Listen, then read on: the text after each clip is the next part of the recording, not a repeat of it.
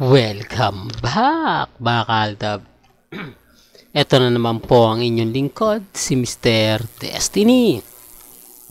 At magbibigay na naman po tayo ng pinakamainit na update po ngayon sa social media, mga kaaldab. Ito yung ebidensya at resibo, mga kaaldab, na kung saan nga po talaga pinag-uusapan, pinagpipiestahan. Sabi ko nga po sa inyo, dito lang sa channel ni Mr. Destiny, busog na po kayo sa update Lalo na nga po kapag ang pinag-uusapan si Mengay, si Alden, di po ba? O marami na naman nagre-react kasi nga po may binati si Mengay. Sa tingin nyo po ba yun naman po talaga pangalan? Di po ba? Alanganin batiin po niya si AR. O di po ba? O si RJ. Common sense na lang po sa alam niyo, sa totoo lang po, natatawa lang po ako sa kanila.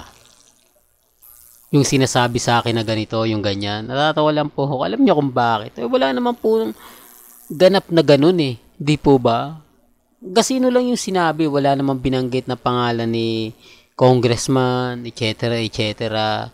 Tuwan-tuwa na sila. Samantalang si Ibyang, panay ang post sa social media. Panay post sa mga website na kung saan nga po talagang baby niya si Congressman Arjo Ataide. Di po ba? O, totoo naman po yung sinasabi ko Pero gaya may kanya-kanya tayong pananaw. May kanya-kanya tayong opinion. Di po ba? Ang sa akin lang po, kung ano lang yung latest, kung ano lang yung trending, dun lang po tayo. Di po ba? Hayaan natin sila magsaya. Hayaan natin silang matuwa sa mga ginawa po nila. Pupunta sa channel ko tapos magre-react ng gano'n, no? Akala naman po nila sino nga po ba kinikilig dun sa mga sinasabi?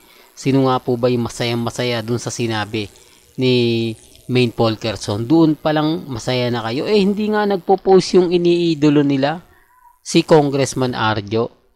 Tamad nga magbigay ng update Napipilitan lang si Mengay sa mga sinasabi dahil kay Henyo Master Joey De Leon. At pagpapakyut lang po, kaya nga main cutie. Di po ba? Tapos sabi niya hindi. Ang daming mga lapses, di po ba? Bakit ayaw lang direct to the point na sinasabi ni ito lang for the record lang po. Magiging bitter lang po ako sa mga sinasabi ko. Pero ito yung pinakamaganda. Anong tawagan nyo? Direct to the point. Sabi nga po ng mga main at main fanatics. Anong tawagan nyo ni Arjo? Cutie ba tawag niya sa'yo sa bahay? O main lang? Yun ang simpleng tanong. Di po ba nasasagutin? Baba ang tawag sa akin ni Arjo, baba rin ang tawag ko sa kanya. Main baba at Arjo baba. Common sense, ganun lang kasimple. Di po ba? Wala nang pahabsabs pa kasi may punto nga naman po yung ibang mga mamis. May punto po sila para mag-react. Di po ba? Marami kasing pwedeng paliwanag na iba po yung punto. Kaya lang yung iba, syempre, kasal na di po ba? Kasal na, alanganin na, ganun. Di po ba? Alanganin iba yung sabihin ni Mengay. Ang importante lang doon, hindi niya binanggit yung totoong pangalan. Hindi niya binanggit yung, kumbaga, na si congressman yun. Di po ba? Kaya nga po ito yung sinasabi ko sa inyo. Kaya yung iba nagre-react, Mr. Paasa daw po ako. Kay Mengay naman Di po ba? Kay Mengay naman. Kaya nga po sinasabi ko sa inyo to, especially sa mga dumadaan, sa mga bumibisita, may kanya-kanya tayong pananaw, may kanya-kanya tayong opinion. Kayo na po bahala ang mag-react, kayo na po bahala magkomento. Ang sa akin lang naman, kung ano yung latest, kung ano yung trending, dun lang po tayo. Huwag niyo pong paniniwalaan yung mga nagsasabi ng ganito, nagsasabi ng ganon. Kasi ang importante lang naman po doon, mga kaaldab, maging updated ka. Ang importante lang naman doon, maging ganap, di po ba? At sa mga nagsasabi na, nako, fake news yan si Mr. Destiny, okay lang. Di po ba? Alam naman po natin kung sino yung pinakabida rito Alam naman po natin kung sino yung pinag-uusapan, kung sino yung latest, kung sino yung trending. Ang importante lang naman po doon, mga kaaldab, yung ganap. Di po ba kung ano yung mga sinasabi, kung ano yung mga nagiging komento. Di po ba? Ang problema lang po, mga kaaldab, yung mga taong bulag, yung mga taong nagsasabi ng ganito, nagsasabi ng ganyan. Hayaan lang po nyo sila. Kasi wala naman po silang ibang sasabihin eh. Wala naman po silang ibang ibabato. Di po ba? Kasi si Mengay trending. Si Mengay, siya yung bida ngayon. Siya ngayon yung pinag-uusapan. Dahil nga po sa sinasabi niya. At siya lang naman po talaga yung pinakakwela. Sabi ko nga po sa inyo, may mga punchline po talaga siyang matatawa ka. Remind ko lang po sa mga nagsasabi ng ganito, nagsasabi ng ganon. Halatang halata pong bitter sila. Real talk to mga kaaldab. Kaya pag may pupunta po sa inyo, tapos magre-react ng ganyan, okay lang po yan. Huwag nyo na pampansinin. Kasi wala naman po talagang nakakakilig sa sinabi nga po ni Mengay.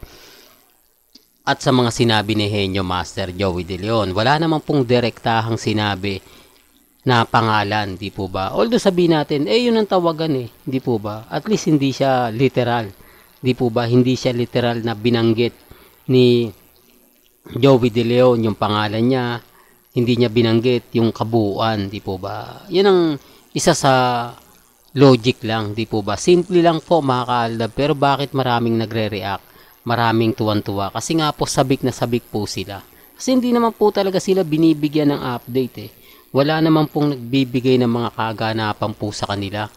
Di po ba? Hindi nga po nagpo-post si congressman. Tamad nga po. Tapos may mga ganun-ganun pang effect. Di po ba? Alam kasi ni Mengay na hindi ito magpo-post, hindi ito magbabato ng mga punch ng kumbaga magre-reply, hindi siya magpo-post ng ganito. Alam niya, matalino kaya si Mengay. Di po ba? Alam niya bawat sabihin niya, hindi naman siguro nanonood. Kasi nung binati nga niya to hindi man lang nag-reply. Di po ba? Wala man post sa Instagram, sa Twitter. Di po ba? Sinasabi ko lang po ito para po sa kaalaman ng lahat Lalo na nga po sa mga taong dumadaan at bumibisita sa channel natin. Well, hanggang dito na lang po ang ating latest updates. Kaya kung gusto niyo pa po ng pinaka-latest at sariwang update, abay tumutok lang po kayo dito sa channel ni Mr. Destiny para updated po kayo sa mga latest at sa mga bagong video po na ilalabas po natin maya-maya lang. Kaya kung bago ka lang sa channel na to at isa kang true-blooded Aldab Nation na nagmamahal po kila Mengay at Isoy, tama po ang channel na pinuntahan mo. Kaya consider na po kitang bagong subscriber at huwag mong kalimutang i-share ang mga video po natin sa mga mami, sa mga titas at sa mga senyor. Hanggang sa muli, salamat po sa panonood at pakikinig.